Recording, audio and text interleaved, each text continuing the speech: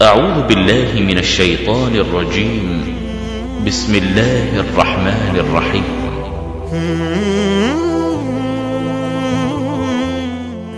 نبی کریم صلی اللہ علیہ وآلہ وسلم نے ارشاد فرمایا،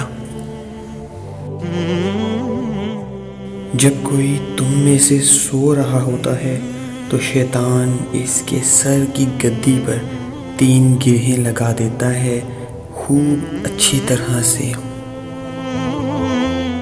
اور گرہ پر افسون پھونک دیتا ہے کہ ابھی بہت رات باقی ہے، برات سوتا رہ۔ لیکن اگر وہ شخص جاگ کر اللہ کا ذکر شروع کرتا ہے تو ایک گرہ کھل جاتی ہے، پھر جب وضو کرتا ہے تو دوسری گرہ کھل جاتی ہے، پھر جب نماز فجر پڑھتا ہے تو تیسری گرہ کھل جاتی ہے،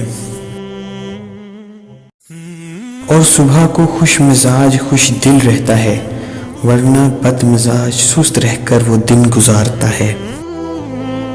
اللہ پاک ہم سب کو دن کی ابتدا نماز فجر سے کرنے کی توفیق عطا فرمائے،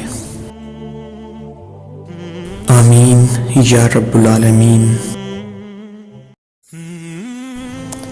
ویڈیو پسند آنے کی صورت میں لائک اور سبسکرائب کریں اور بیل آئیکن پر کلک کریں۔